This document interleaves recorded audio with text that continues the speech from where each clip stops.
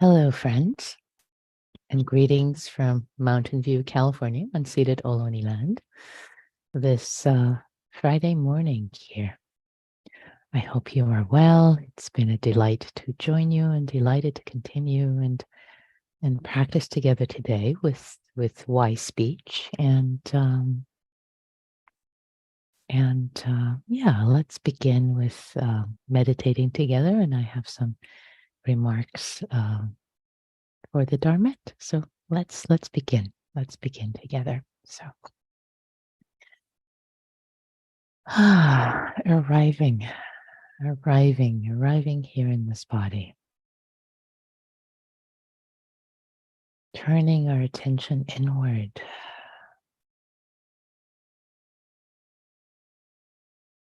Letting go of whatever has arisen.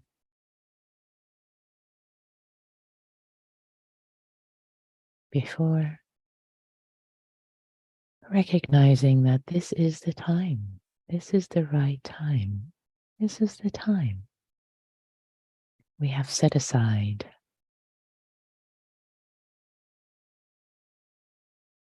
for this cultivation, for meditation.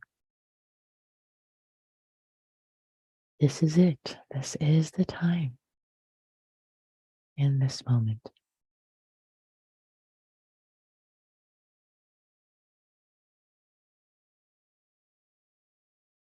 Letting go of this and that and the other, the entanglements, and giving our hearts to this cultivation right now.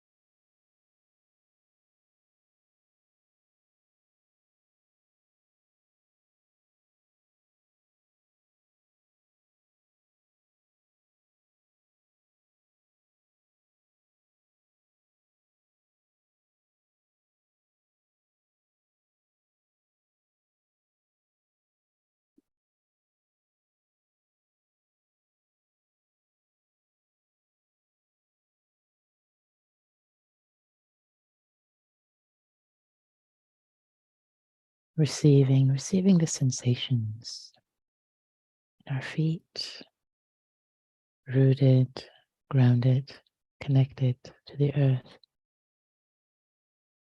our sit bones, on the cushion or the chair, here.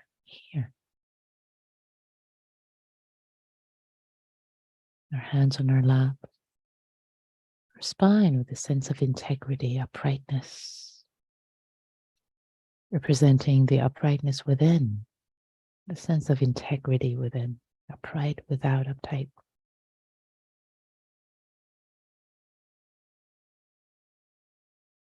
And the uprightness supported by the heart. It feels so good to have a sense of integrity. So good. So happy making.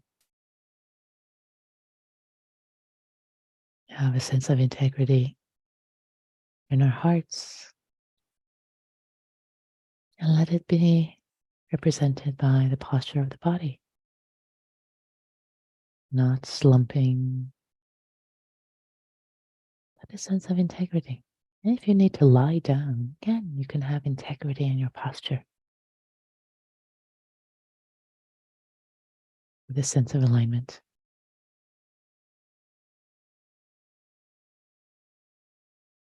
Let the body, the soft tissue, be relaxed and soft. We don't have to be tight.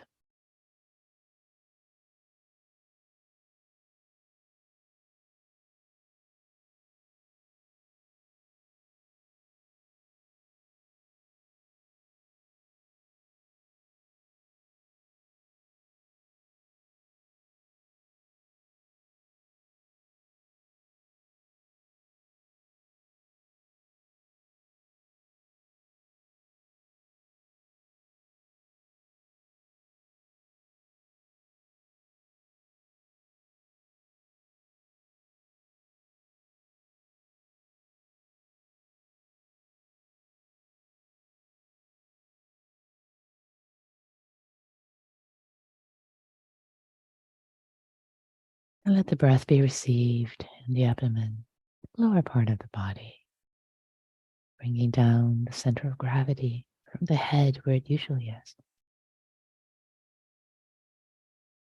the lower abdomen, and even your feet. Receiving the breath, receiving the breath, just this breath.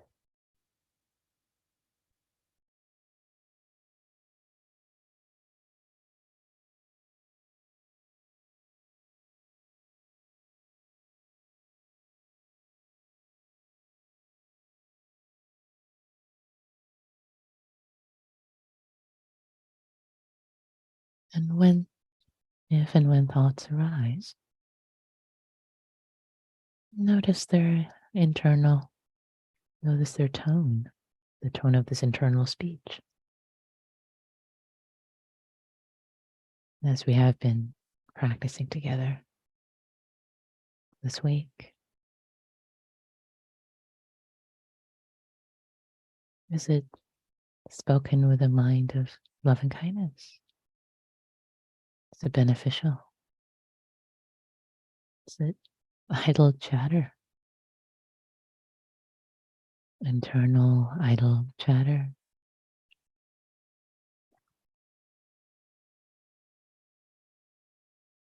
Is it even true? Is it factual? And does it create harmony? Or is it divisive? You're welcome to just choose one of those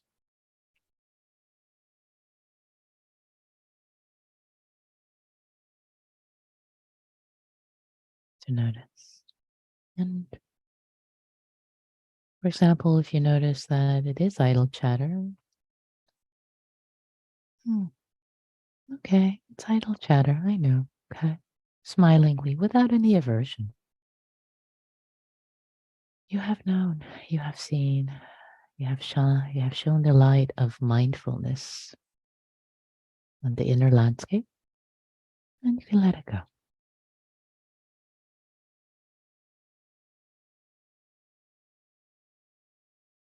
Besides, after all, this is not the right time. This is not the right time. You've chosen this time to give your heart meditation, calm, cultivation, calm abiding.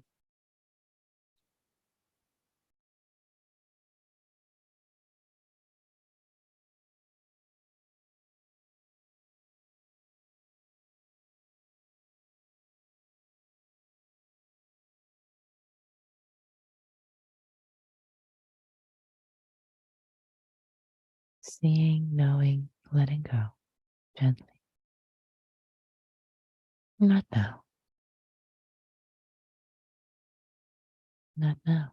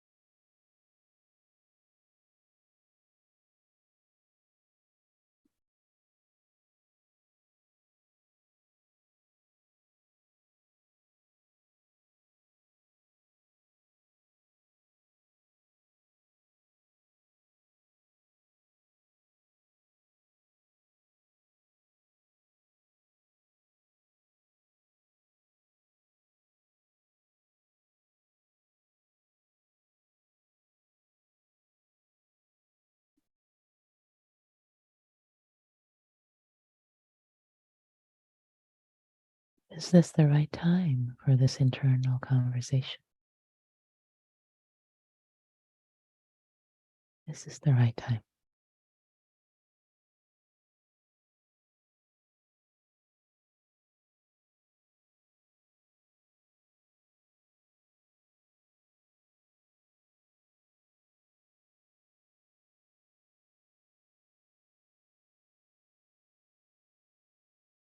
Is this the right time?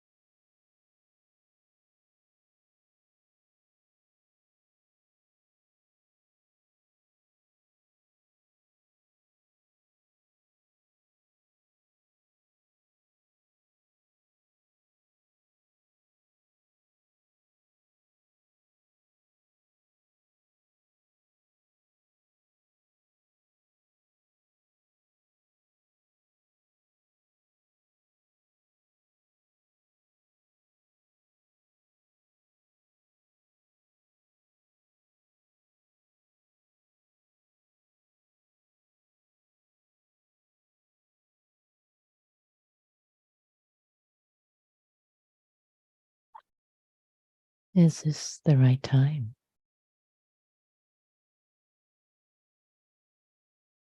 For this internal monologue, speech, thought, conversation? Is this the right time?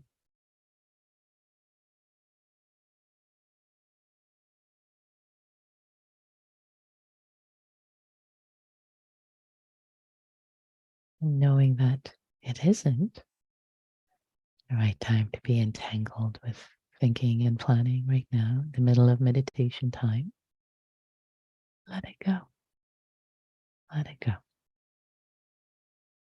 Not now.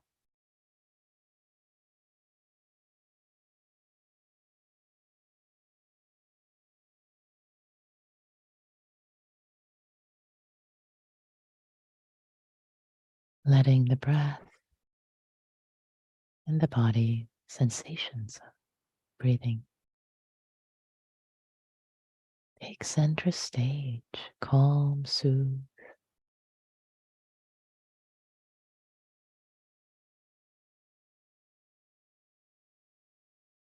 nourish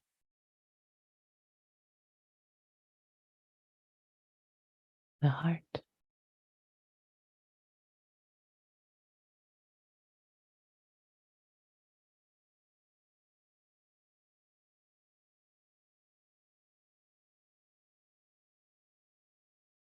We don't have so much time on this earth. Use this moment wisely.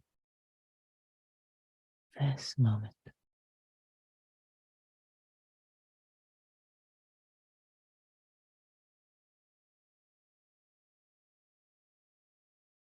Here. Just here. Simple with the breath.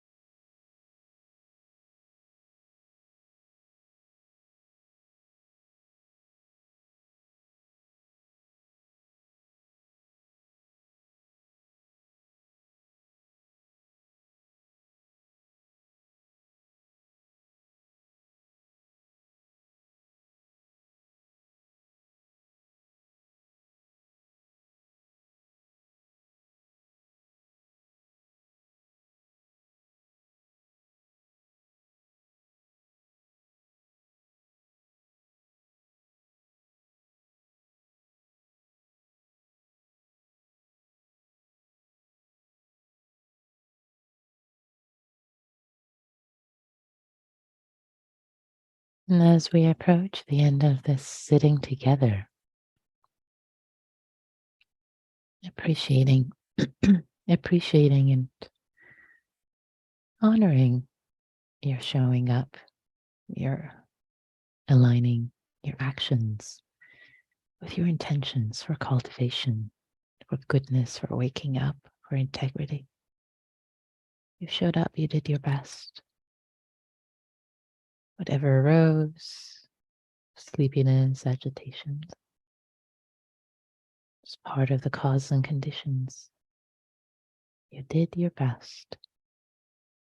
Appreciating, recognizing your engagement, even if there was awareness, clarity for just one moment.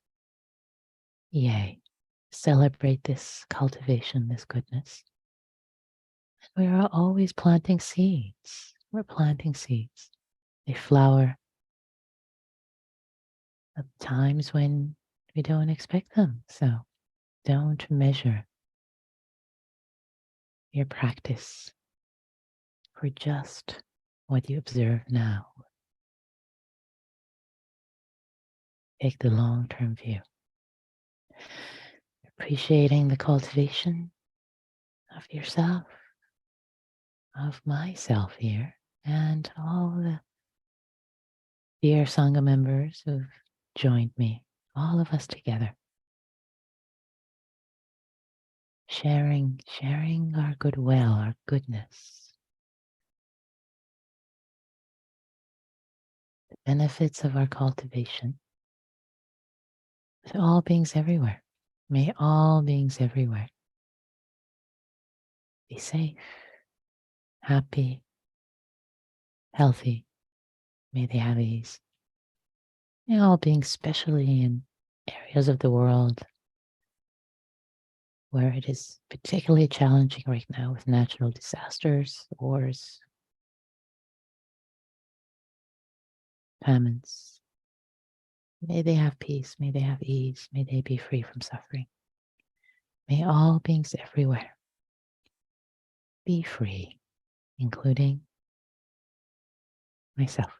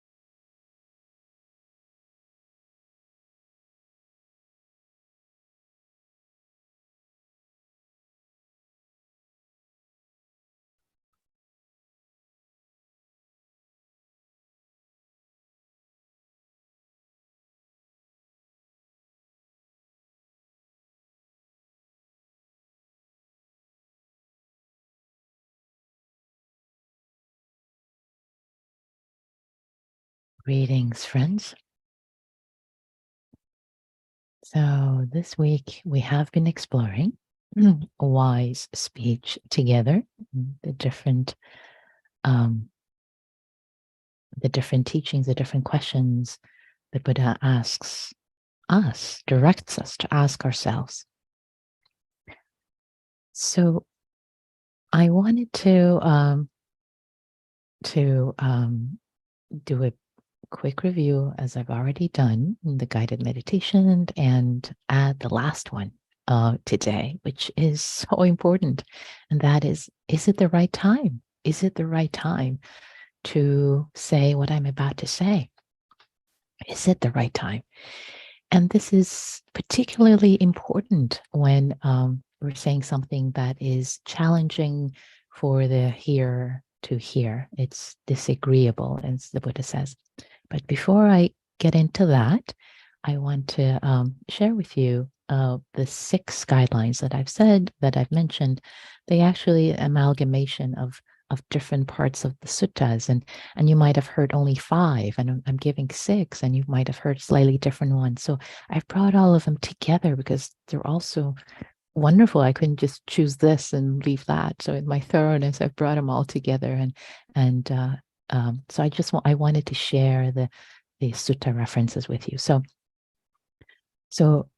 in SN 45.8, the Buddha defines, also elsewhere as well, it's not the only place, defines wise speech or right speech, appropriate speech, as abstaining from lying, from divisive speech, from abusive speech, and from idle chatter. So these 4, not lying, and we talked about truthfulness, right?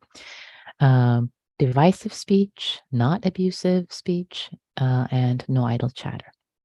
And then in AN 5.198, he gives 5 guidelines for well-spoken speech, for wise speech. Is it timely, true, gentle, beneficial, connected? Beneficial means connected to the goal of the path, and spoken with a mind of goodwill. So usually those 5 are the ones that teachers teach. But in another sutta, I didn't write the reference, it's elsewhere in my notes and it'll take too long to grab. The Buddha also talks about, is it true and factual? He makes this distinction of, is it true and factual, not just true. So that's another thing that I've tried to bring in the teachings today.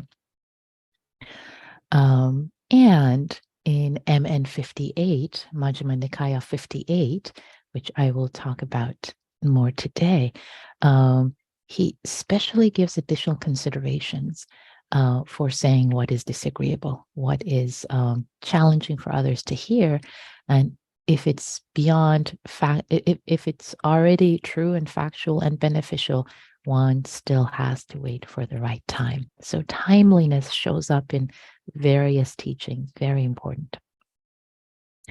So let's talk about that a little bit. So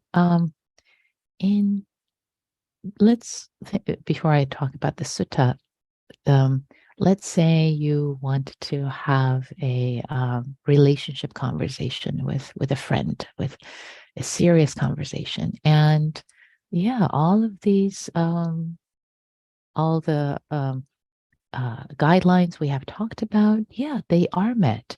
What you're going to say is true. It is factual. It is what happened. It's going to create harmony in your relationship. You're going to say it very gently, gentle to the ear, goes to the heart. It's beneficial for your growth, both of you coming closer together, supporting each other, and you're going to be speaking with a mind of goodwill, love for both of you. But your friend is sick right now. They are ill, or they've just lost someone, or they've lost their job. It's not the right time to have this conversation. Of course it isn't. No matter how much you want to get it off your chest and just have it and get it over with, it's not wise. It's not the right time. Similarly, if you want to give someone feedback, or it's not wise to just put it in an email and send it off and get it off your chest. It's kind of actually cowardly.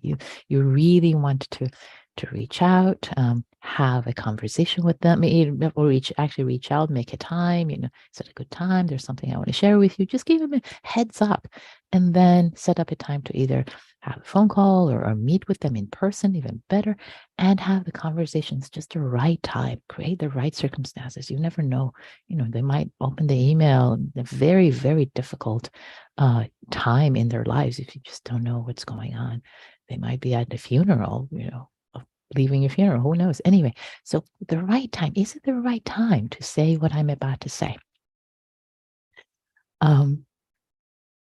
In addition to all the other things. So even all the other things are met, all the other conditions are met. So I wanted to now share a little bit about this, where the Buddha really gives this teaching, and it is so beautiful.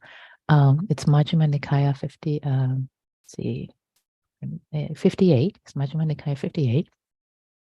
And this is the setup. So here's a little story. So the setup is that that Prince Abhaya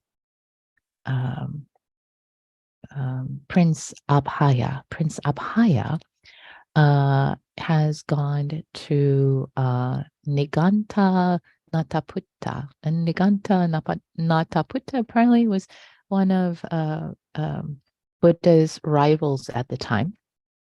So this prince goes to them having conversation, and then this rival, Buddha's rival, says, Prince, you can go and refute the words of Gautama, the contemplative, Gautama, the Buddha. And, if you refute his words, then you'll become more mighty. People would say, wow, Prince Abhaya has refuted this wise man's words. And the way you can do that is go to him, Prince, and say, Lord, would you, Lord Buddha, would you say something? Would you say words that are unendearing, and disagreeable to others? Would you do that? And if the Buddha says, and if the Buddha says that he would say it, then you would say, well, what's the difference between you and the run-of-the-mill person who would just say things that are disagreeable to people? And if he answers no, then you would say, well, gosh, then you're afraid of other people. You won't say something that's disagreeable. And basically it would be in a, either way you would get him. So basically, just there's more detail about this, gets to devas and devatas without getting into the details. But anyway, keeping the story short, to get to the point, the Buddha, they're trying to set the Buddha up. So Prince Abhaya goes to the Buddha and says, so would you speak words that are unendearing and disagreeable for others to hear? And basically the Buddha is silent, and essentially he says, it depends. It really depends. And then he gives this beautiful teaching, and Prince Abhaya, bows and is devoted to the Buddha. Anyway, so here's the teaching, and it's so beautiful. Basically, he says, it really depends. If I know it to be, and he gives this table of conditions that if it is, if it's unfactual, untrue, unbeneficial, and unendearing and disagreeable to others, of course I won't say it, because those other conditions are not met. Now, if it's factual and true, but unbeneficial and unendearing and disagreeable to others, I still won't say it, even if it's true and factual, but there's no benefit in saying it, so I'm not going to say it. If it is true and factual, it is beneficial, but it is unendearing and disagreeable to others to hear, I have a sense of the proper time for saying it. So waiting for the right time. And then he continues. There are 3 other clauses. If it is unfactual, untrue, unbeneficial, but it's endearing and agreeable to others. This is an important one. So it's not true, it's not factual, it's not beneficial, but it's endearing. Basically, you're saying something that other people want to hear. There's no benefit, it's not even true and factual. He doesn't say them. Beautiful, right? So wise.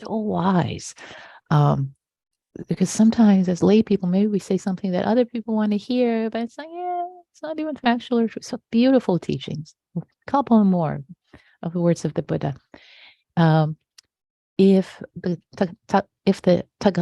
Tathagata knows it to be factual and true, but unbeneficial, but endearing and agreeable to others, he doesn't say them. So in this case, now we're raising the bar a little more. It is true, but it's unbeneficial. And other people would love to hear it.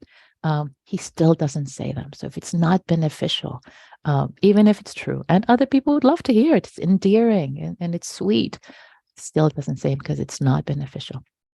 And I love this last one. I love this last one. So if the Tathagata knows it is factual, it is true, it is beneficial, and it is endearing and agreeable for others to hear, he still has a sense of proper time for saying them. Why is that? Because the Tathagata has sympathy for living beings.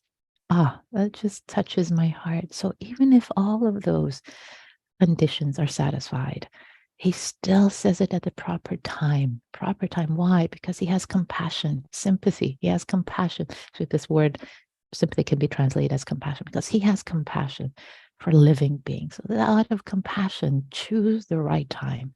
Choose the right time. So, these teachings are so beautiful and just so wonderful to be able to share them with you. What a joy, what a delight. So I will put the guidelines, the amalgamated, I've put all of these together, and let's see if sometimes it doesn't let me, 200, okay, I need to make it a little shorter. So guidelines, here we go. Still, I'm trying to put them in chat so that you have all the guidelines. I think I need to cut and paste. Hold on. The chat has a limit of 200, so I'm going to have to put them in 2 different chats. So I'm going to post the guidelines. Here is the first set, the first 3, and I'm going to post the second 3. And here we go. These are all the guidelines that I've shared with you, and also put them on the video. And a couple of announcements. Sorry, I'm going over time. Just a couple of quick announcements. One is that Meg Gawler, you'll be in good hands with Meg Gawler next week. She'll be joining you from southern France and substituting for Gil.